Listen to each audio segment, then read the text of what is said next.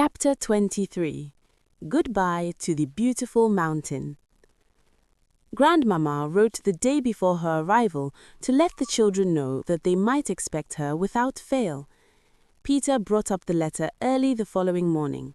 As he neared the group, his steps slackened, and the instant he had handed the letter to Uncle, he turned quickly away as if frightened and ran off up the mountain.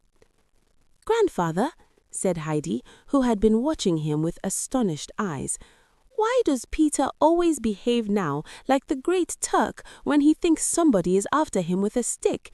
He turns and shakes his head and goes off with a bound just like that." "Perhaps Peter fancies he sees the stick which he so well deserves coming after him," answered Grandfather.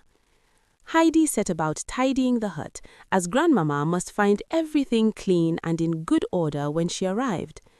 Clara looked on amused and interested to watch the busy Heidi at her work. Then the children dressed up and went and sat together outside on the seat, ready to receive her. At last they saw the procession winding up the mountain just in the order they had expected.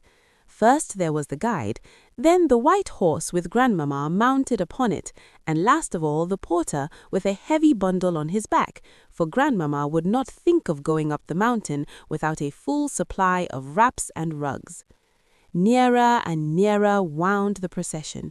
At last it reached the top, and Grandmama was there, looking down on the children from her horse. She no sooner saw them, however, sitting side by side, than she began quickly dismounting, as she cried out in a shocked tone of voice, "Why is this? Why are you not lying in your chair, Clara? What are you all thinking about?" But even before she had got close to them, she threw up her hands in astonishment, exclaiming further, "Is it really you, dear child? Why, your cheeks have grown quite round and rosy. I should hardly have known you again." And she was hastening forward to embrace her when Heidi slipped down from the seat and, with Clara leaning on her shoulder, began walking along quite coolly and naturally. Then indeed Grandmama was surprised, or rather alarmed, for she thought at first that it must be some unheard-of proceeding of Heidi's. But no, Clara was actually walking steadily and uprightly beside Heidi. Laughing and crying, she ran to them and embraced first Clara and then Heidi, and then Clara again, unable to speak for joy. All at once she caught sight of Uncle standing by the seat and looking on, smiling at the meeting. She went up to the old man and seized his hands. My dear Uncle, how much we have to thank you for. It is all your doing. It is your care and nursing." "And God's good sun and mountain air," he interrupted her, smiling. "Yes, and don't forget the beautiful milk I have," put in Clara. "Grandmama, you can't think what a quantity of goat's milk I drink and how nice it is." "I can see that by your cheeks, child," answered Grandmama. "I really should not have known you. You have grown quite strong and plump and taller too. I never hoped or expected to see you look like that. I cannot take my eyes off you, for I can hardly yet believe it. But now I must telegraph without delay to my son in Paris and tell him he must come here at once. I shall not say why. It will be the greatest happiness he has ever known. My dear Uncle, how can I send a telegram?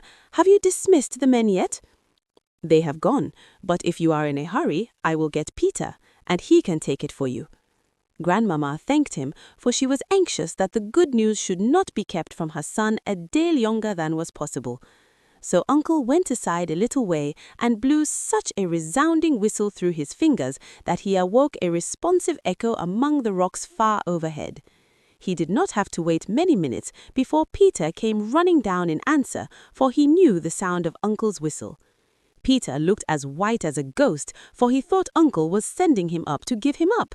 But instead, he only gave him a written paper with instructions to take it down at once to the post office at Dofley. Uncle would settle for the payment later, as it was not safe to give Peter too much to look after.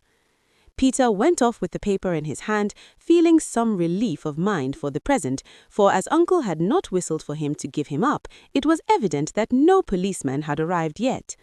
So now they all sat down in peace to their dinner round the table in front of the hut, and Grandmama was given a detailed account of all that had taken place. How Grandfather had made Clara try first to stand and then to move her feet a little every day, and how they had settled for the day's excursion up the mountain and the chair had been blown away. Clara's desire to see the flowers induced her to take the first walk, and so by degrees one thing led to another. The recital took some time, for Grandmama continually interrupted it with fresh exclamations of surprise and thankfulness. "It hardly seems possible. I can scarcely believe it is all a dream. Are we really awake? And are we all sitting here by the mountain hut? And is that round-faced, healthy-looking child my poor little white, shickly Clara?" And Clara and Heidi could not get over their delight at the success of the surprise they had so carefully arranged for Grandmama, and at the latter's continued astonishment. Meanwhile, Mr. Sesamon, who had finished his business in Paris, had also been preparing a surprise. Without saying a word to his mother, he got into the train one sunny morning and travelled that day to Basel. The next morning he continued his journey, for a great longing had seized him to see his little daughter from whom he had been separated the whole summer. He arrived at Ragatz a few hours after his mother had left. When he heard that she had that very day started for the mountain, he immediately hired a carriage and drove as far as Dörfli, and then started to climb the mountain. He went on, but still no hut came in sight, and yet he knew there was one where Peter lived halfway up, for the path had been described to him over and over again.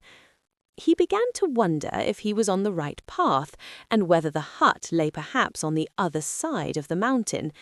He looked round to see if anyone was in sight of whom he could ask the way, but far and wide there was not a soul to be seen, nor a sound to be heard. Only at moments the mountain wind whistled through the air, and the insects hummed in the sunshine, or a happy bird sang out from the branches of a solitary larch tree. Mr. Sesamon stood still for a while to let the cool alpine wind blow on his hot face. But now someone came running down the mountainside. It was Peter with the telegram in his hand. He ran straight down the steep slope, not following the path on which Mr. Sesamon was standing. As soon as the latter caught sight of him, he beckoned to him to come. Peter advanced towards him slowly and timidly, with a sort of sidelong movement, as if he could only move one leg properly and had to drag the other after him.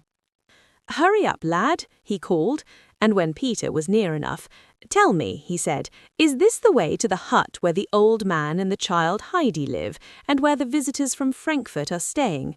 A low sound of fear was the only answer he received, as Peter turned to run away in such precipitous haste that he fell head over heels several times and went rolling and bumping down the slope in involuntary bounds, just in the same way as the chair, only that Peter fortunately did not fall to pieces as that had done. Only the telegram came to grief, and that was torn into fragments and flew away. "How extraordinarily timid these mountain dwellers are," thought Mr. Sesamon to himself, for he quite believed that it was the sight of a stranger that had made such an impression on this unsophisticated child of the mountains.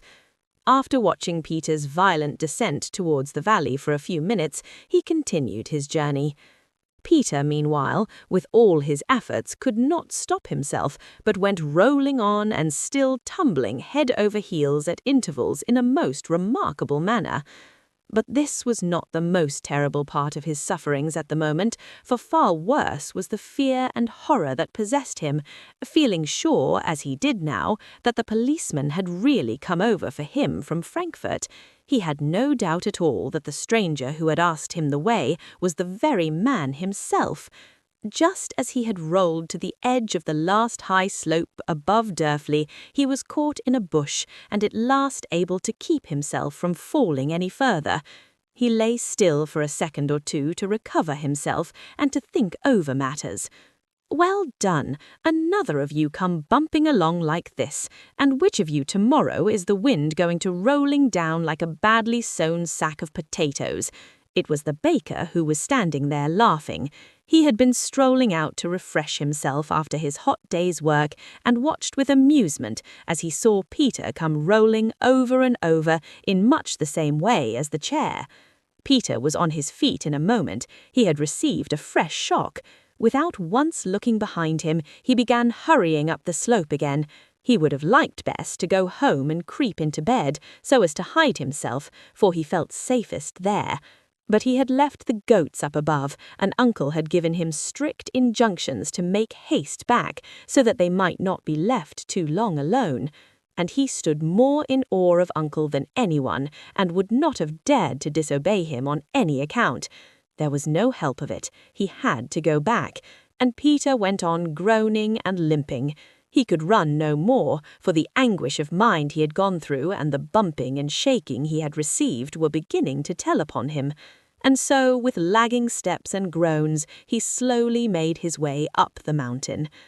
Shortly after meeting Peter, Mr. Sesamon passed the first hut, and so was satisfied that he was on the right path. He continued his climb with renewed courage, and at last, after a long and exhausting walk, he came in sight of his goal. There, only a little distance further up, stood the grandfather's home, with the dark tops of the fir trees waving above its roof. Mr. Sesamon was delighted to have come to the last steep bit of his journey. In another minute or two he would be with his little daughter, and he pleased himself with the thought of her surprise. But the company above had seen his approaching figure and recognized who it was, and they were preparing something he little expected as a surprise on their part. As he stepped onto the space in front of the hut, two figures came towards him. One, a tall girl with fair hair and pink cheeks, leaning on Heidi, whose dark eyes were dancing with joy. Mr. Sesamon suddenly stopped, staring at the two children, and all at once the tears started to his eyes. What memories arose in his heart! Just so had Clara's mother looked, the fair-haired girl with the delicate pink and white complexion. He did not know if he was awake or dreaming. "Don't you know me, Papa?" called Clara to him, her face beaming with happiness. "Am I so altered since you saw me?" Then the father ran to his child and clasped her in his arms. "Yes, you are indeed altered. How is it possible? Is it true what I see?" And the delighted man stepped back to look full at her again and to make sure that the picture would not vanish before his eyes.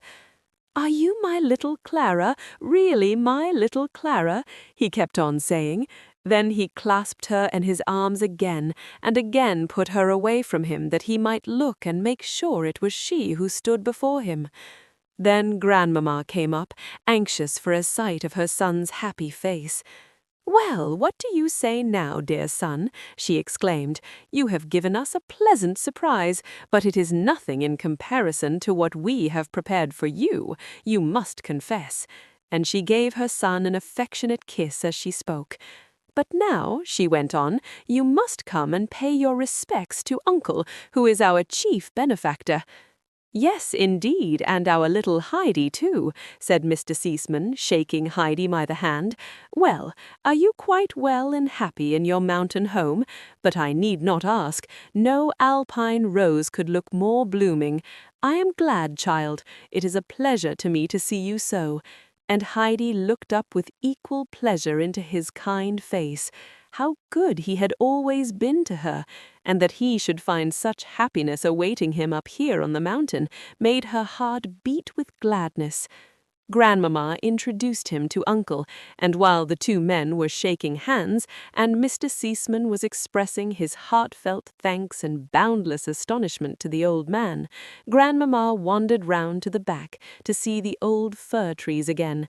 Here another unexpected sight met her gaze, for there, under the trees, stood a great bush of the most wonderful dark blue gentians, as fresh and shining as if they were growing on the spot.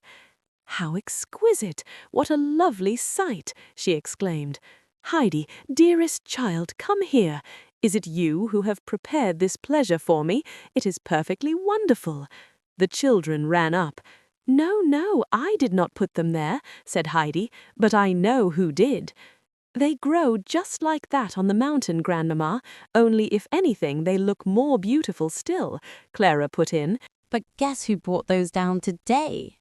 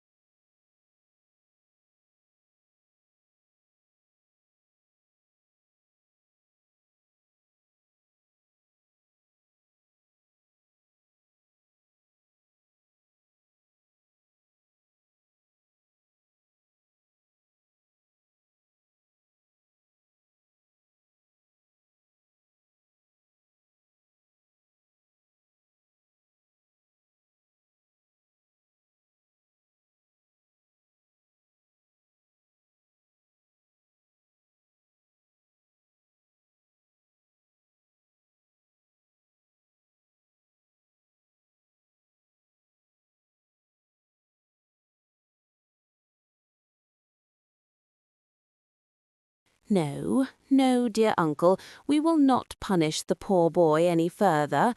One must be fair to him. Here are all these strangers from Frankfurt who come and carry away Heidi, his one sole possession, and a possession well worth having too, and he is left to sit alone day after day for weeks, with nothing to do but brood over his wrongs. No, no, let us be fair to him. His anger got the upper hand and drove him to an act of revenge, a foolish one, I own, but then we all behave foolishly when we are angry. And saying this, she went back to Peter, who still stood frightened and trembling. She sat down on the seat under the fir trees and called him to her kindly. "Come here, boy, and stand in front of me, for I have something to say to you. Leave off shaking and trembling, for I want you to listen to me. You sent the chair rolling down the mountain so that it was broken to pieces. That was a very wrong thing to do, as you yourself knew very well at the time, and you also knew that you deserved to be punished for it. But be sure of this, Peter, that those who do wrong make a mistake when they think no one knows anything about it. For God sees and hears everything, and when the wicked doer tries to hide what he has done, then God wakes up the little watchman that he places inside us all when we are born, and who sleeps on quietly till we do something wrong. And the little watchman has a small goad in his hand, and when he wakes up, he keeps on pricking us with it, so that we have not a moment's peace. And the watchman torments us still further, for he keeps on calling out, 'Now you will be found out, now they will drag you off to punishment.' And so we pass our life in fear and trouble, and never know a moment's happiness or peace. Have you not felt something like that lately, Peter?" Peter gave a contrite nod of the head, as one who knew all about it, for Grandmamma had described his own feelings exactly. "And you calculated wrongly also in another way," continued Grandmamma, "for you see the harm you intended has turned out for the best for those you wished to hurt. As Clara had no chair to go in, and yet wanted so much to see the flowers, she made the effort to walk, and every day since she has been walking better and better. Do not forget my words, and whenever you feel inclined to do anything wrong, think of the little watchman inside you, with his goad and his disagreeable voice. Will you remember all this?" "Yes, I will," answered Peter, still very subdued, for he did not yet know how the matter was going to end, as the police constable was still standing with the uncle. "That's right, and now the thing is over and done for," said Grandmamma, "but I should like you to have something for a pleasant reminder of the visitors from Frankfurt. Can you tell me anything that you have wished very much to have? What would you like best as a present?" Peter lifted his head at this, and stared open-eyed at Grandmamma.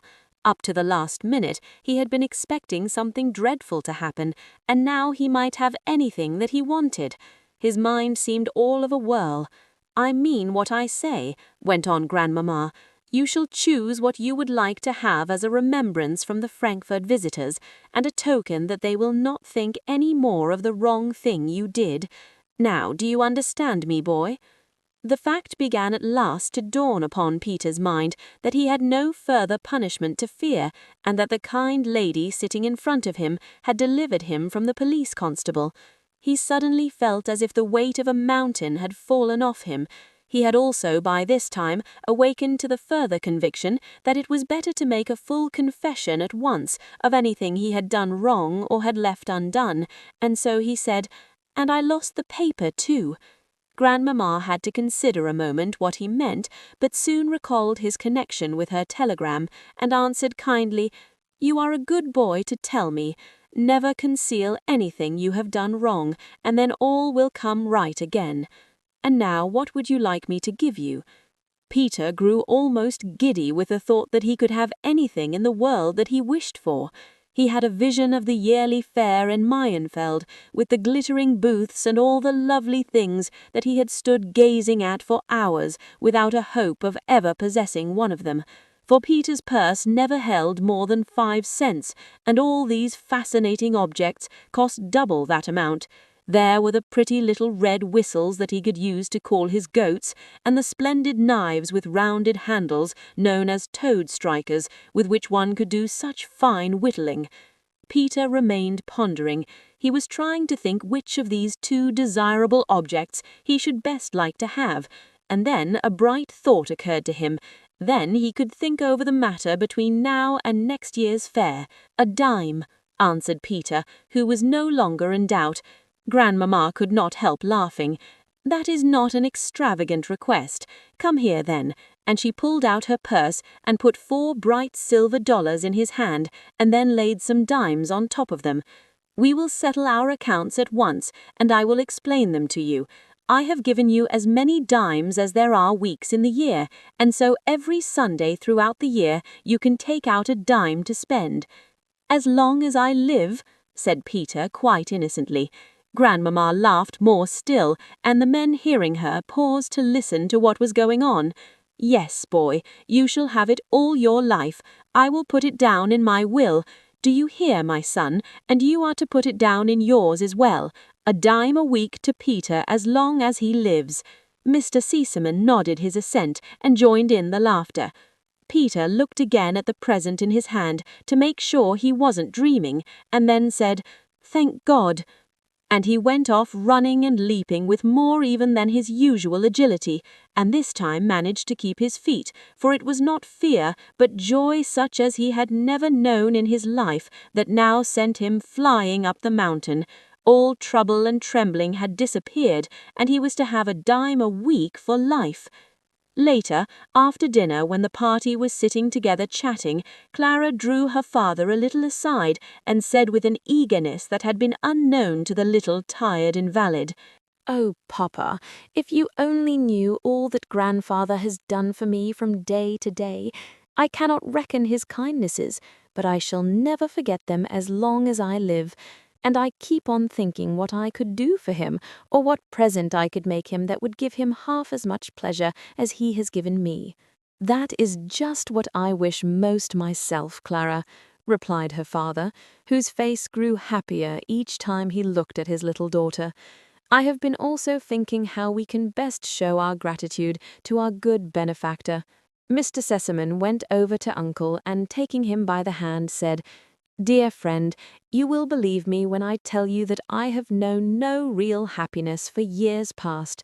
What good were money and property to me when they were unable to make my poor child well and happy? With the help of God, you have made her whole and strong, and you have given new life not only to her, but to me. Tell me now, in what way can I show my gratitude to you? I can never repay all you have done, but whatever is in my power to do is at your service. Speak, friend, and tell me what I can do." Uncle had listened to him quietly, with a smile of pleasure on his face as he looked at the happy father.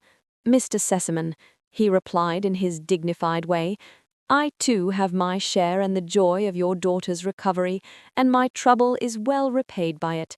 I thank you heartily for all you have said, but I have need of nothing.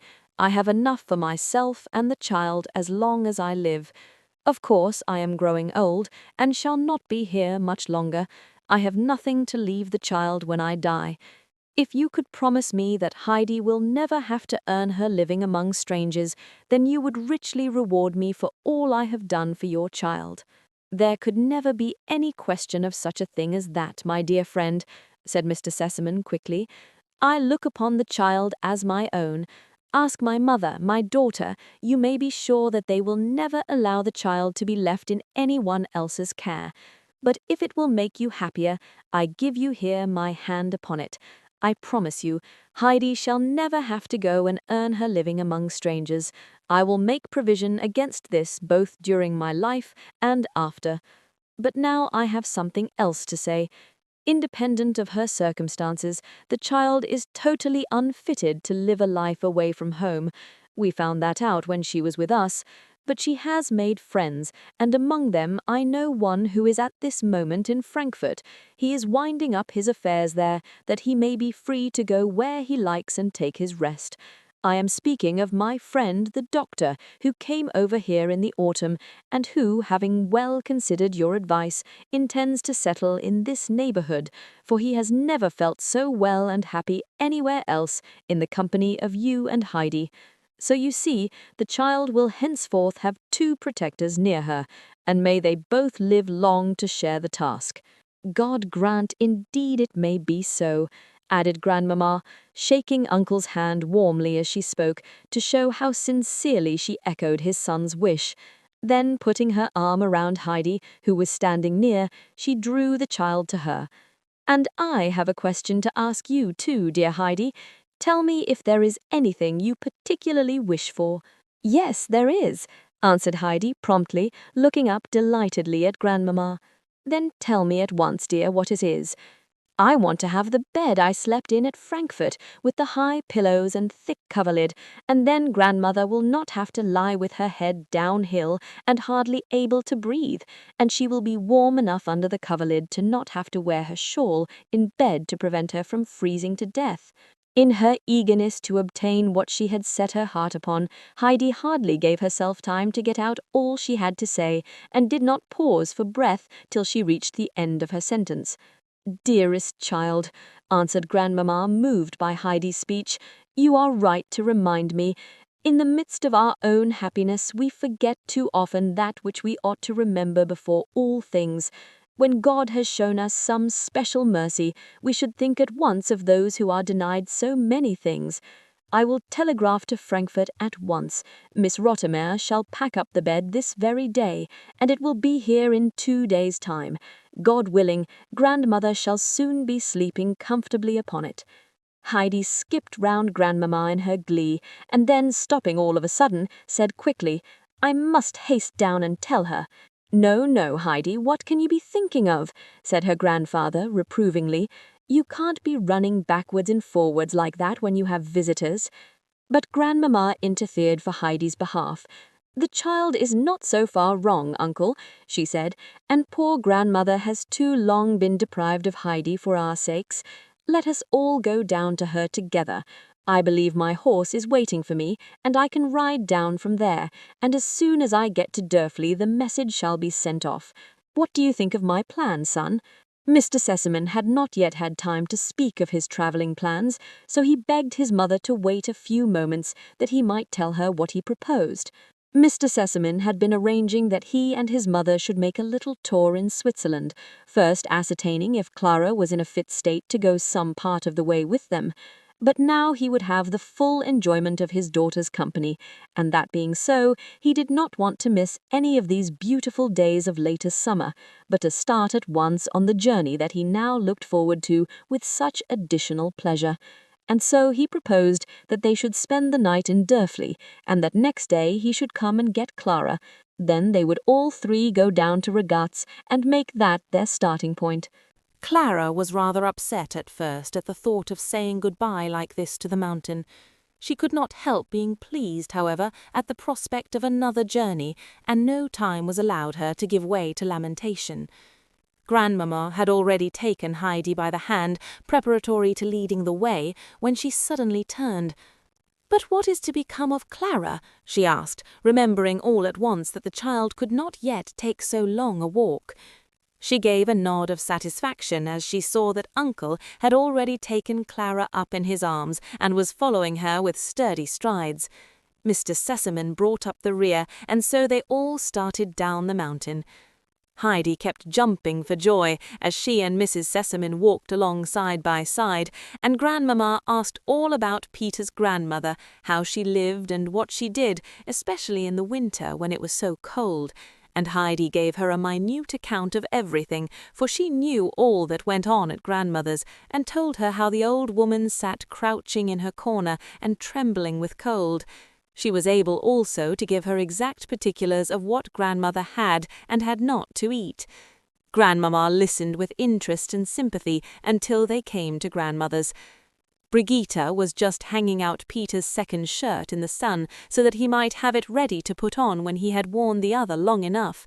As soon as she saw the company approaching, she rushed indoors. "The whole party of them are just going past, Mother, evidently all returning home again," she informed the old woman. "Uncle is with them, carrying the sick child." "Alas, it is really to be so then," sighed the grandmother. "And you saw Heidi with them? Then they are taking her away. If only she could come and put her hand in mine again, if I could but hear her voice once more." At this moment the door flew open, and Heidi sprang across to the corner and threw her arms round grandmother. "Grandmother, grandmother, my bed is to be sent from Frankfurt with all the 3 pillows and the thick coverlid. Grandmamma says it will be here in 2 days. Heidi could not get her words out quickly enough, for she was impatient to see grandmother's great joy at the news. The latter smiled, but said a little sadly, "She must indeed be a good, kind lady, and I ought to be glad to think she is taking you with her, but I shall not outlive it long." "What is this I hear? Who has been telling my good grandmother such tales?" exclaimed a kindly voice, and grandmother felt her hand taken and warmly pressed, for grandmamma had followed Heidi in and heard all that was said. "No, no, there is no thought of such a thing. Heidi is going to stay with you and make you happy. We want to see her again, but we shall come to her. We hope to pay a visit to the Alm every year, for we have good cause to offer up a special thanks to God on this spot where so great a miracle has been wrought upon our child." Then grandmother's face was lighted up with genuine happiness, and she pressed Mrs. Sesame's hand over and over again, unable to speak her thanks, while 2 large tears of joy rolled down her aged cheeks. And Heidi saw the glad change come over grandmother's face, and she too now was entirely happy. She clung to the old woman, saying, "Hasn't it all come about, grandmother, just like the hymn I read to you last time? Isn't the bed from Frankfurt sent to make you well?" "Yes, Heidi, and many, many other good things too, which God has sent me," said the grandmother, deeply moved. "I did not think it was possible that there were so many kind people ready to trouble themselves about a poor old woman, and to do so much for her. Nothing strengthens our belief in a kind Heavenly Father who never forgets even the least of his creatures so much as to know that there are such people full of goodness and pity for a poor, useless creature."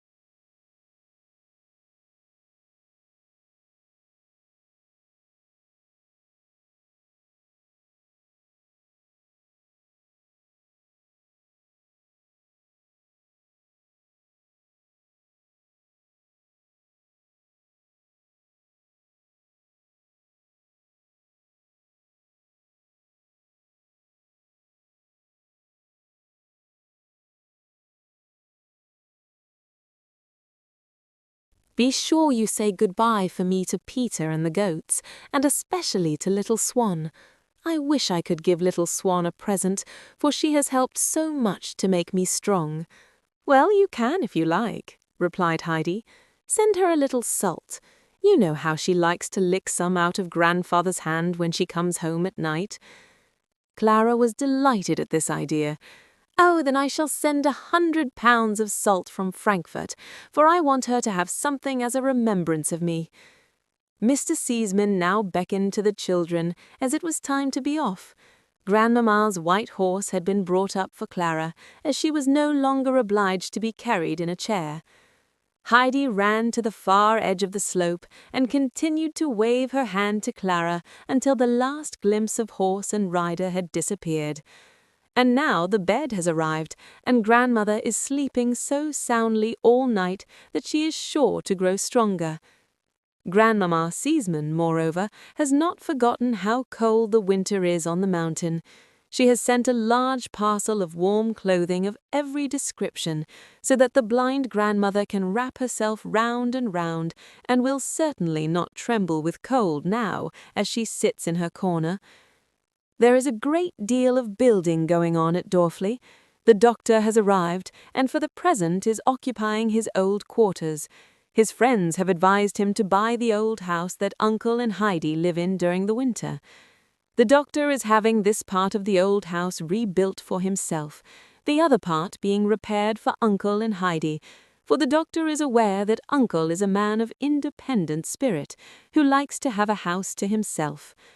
Quite at the back, a warm and well-walled stall is being put up for the 2 goats, and there they will pass their winter in comfort. The 2 men are becoming better friends every day, and as they walk about the new buildings to see how they are getting on, their thoughts continually turn to Heidi, for the chief pleasure to each in connection with the house is that they will have the light-hearted little child with them there. "Dear friend," said the doctor on one of these occasions, as they were standing together, "I share your happiness in the child, as if next to you I was the one to whom she most closely belonged. But I wish also to share all responsibilities concerning her, and to do my best for the child. I shall then feel I have my rights in her, and shall look forward to her being with me and caring for me in my old age, which is the one great wish of my heart. She will have the same claims upon me as if she were my own child, and I shall provide for her as such, and so we shall be able to leave her without anxiety when the day comes that you and I must go." Uncle did not speak, but he clasped the doctor's hand in his, and his good friend could read in the old man's eyes how greatly he was moved, and how glad and grateful he felt. Heidi and Peter were at this moment sitting with grandmother, and the one had so much to relate and the others to listen to that they all three got closer and closer to one another, hardly able to breathe in their eagerness not to miss a word. And how much there was to tell of all the events that had taken place that last summer, for they had not had many opportunities of meeting since then. And it was difficult to say which of the three looked the happiest at being together again, and at the recollection of all the wonderful things that had happened. Grandmamma's Brigitta's face was perhaps the happiest of all, as now, with the help of Heidi's explanation, she was able to understand for the first time the history of Peter's weekly dime for life. Then at last the grandmother spoke. "Heidi, read me one of the hymns. I feel I can do nothing for the remainder of my life but thank the Father in heaven for all the mercies he has shown us."